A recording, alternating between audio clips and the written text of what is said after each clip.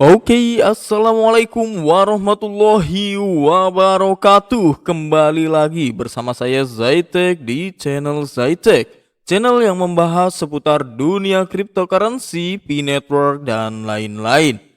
Apa kabar kalian semua sobat-sobat sekalian? Admin doakan kalian semua sehat selalu ya. Oke, seperti biasa admin ingin menginformasikan berita-berita terupdate, terbaru, teraktual, terpercaya, dan pastinya bisa dicek oleh sobat-sobat sekalian ya. Dan untuk berita video kali ini admin ingin memberikan informasi terbaru seputar Pi Network. Jadi ini informasinya admin akan review dari platform X ya, atau Twitter ya kalau bahasa zaman dulunya ya.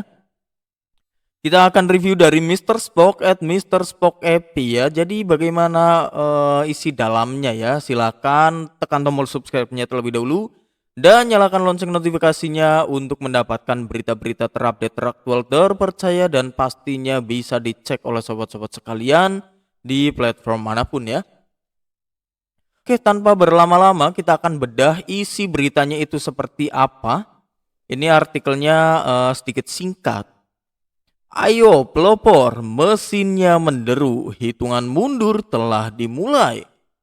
Kami mengisi bahan bakar dan bersiap untuk lepas landas. Ini bukan sekedar hari biasa dalam sejarah kripto. Ini adalah kelahiran ekonomi terdesentralisasi baru dan P-Network memimpin jalannya. Dengan lebih dari 50 juta pelopor yang terlibat, ekosistem aplikasi yang berkembang pesat, dan salah satu sistem penambangan paling inklusif yang pernah dibuat. P-Network bukan lagi sekedar visi, ini adalah sebuah gerakan. Kami tidak mengikuti tren, kami yang menciptakannya. Kami tidak menunggu masa depan, kami sedang membangunnya ya. Ini kata-kata yang sangat keren menurut admin ya. Jadi P-Network memang ya, kalau admin lihat dalam artikel ini, bisa admin simpulkan juga baru segini. Admin itu menyimpulkan memang untuk tren altcoin, terus koin-koin kripto yang lain, BTC, ETH, Ethereum, XRP, dan Solana, dan lain-lain ya.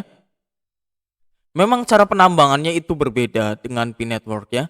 Karena mereka itu menggunakan sistemnya seperti proof of work ya. Kalau di P-Network pastinya berbeda, menggunakannya itu sistem smartphone ya.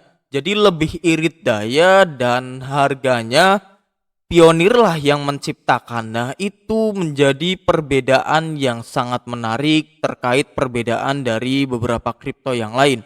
Mungkin tidak beberapa, mungkin ratusan, karena banyak juga kripto-kripto yang ditentukan oleh, ya tergantung juga cara pembuatannya ya. Oke ya, kita lanjut kembali ke dalam beritanya. Fundamental kuat, infrastruktur terdesentralisasi dengan node aktif di seluruh dunia. Kepatuhan KYC untuk validasi manusia nyata. Ekosistem utilitas dunia nyata yang terus berkembang. Mulai dari pasar hingga pendidikan, dari permainan hingga pembayaran global, dan tim kepemimpinan yang terdiri dari para PhD Stanford yang telah membangun ini dari awal dengan tujuan dan ketepakatan. Namun, apa yang membuat Pi benar-benar hebat?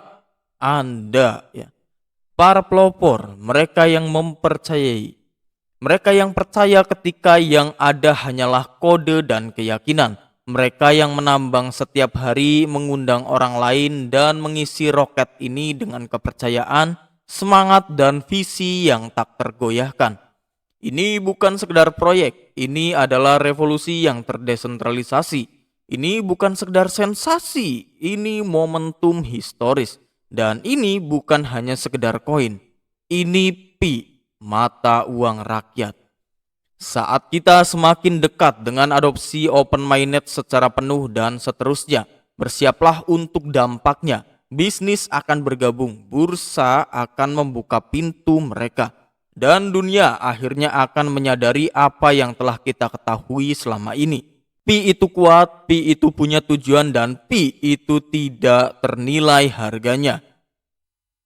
Jadi kencangkan ikat pinggang Anda, nyalakan impian Anda dan pegang visi itu. Karena sejarah tidak hanya dibuat, kitalah yang membuatnya. Ke bulan? Tidak. Kita akan melangkah lebih jauh. Pi, jaringan Pi, satu dunia, satu mata uang, satu masa depan. Oke ya, ini sangat filosofis sekali jika sobat-sobat itu bisa menerjemahkannya sebenarnya. Karena mungkin admin selain ini karena di sini juga ada disenggol tentang adopsi open mainnet ya. Jadi untuk informasi open mainnet secara menyeluruh, admin itu belum mendapatkan informasinya ya.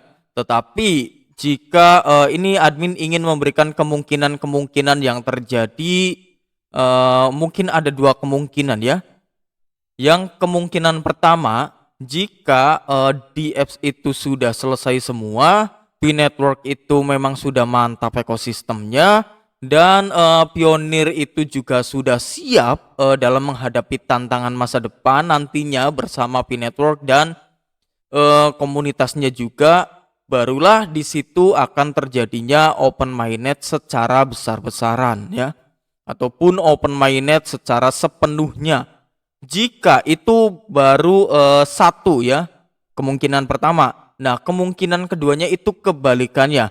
Apakah nantinya untuk P-Network itu bakalan open mainnet secara dulu, secara langsung terlebih dahulu, barulah nanti para DApps itu menyusul, dan barulah di situ jika memang DApps sudah terjadi, sudah berjalan sepenuhnya dan tidak ada hambatan, barulah di situ terciptanya harga GCV dan harga stablecoinnya GCV ya. Admin di sini masih meraba-raba akan jalan P-Network itu bakalan kemana ya.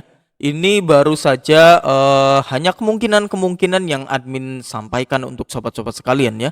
Jika sobat-sobat Pionir itu punya kemungkinan tersendiri, punya wawasan tersendiri, dan punya pikiran tersendiri, silakan tulis saja di kolom komentar. Admin tidak membatasi untuk bagaimana proyek P-Network itu ke depan ya.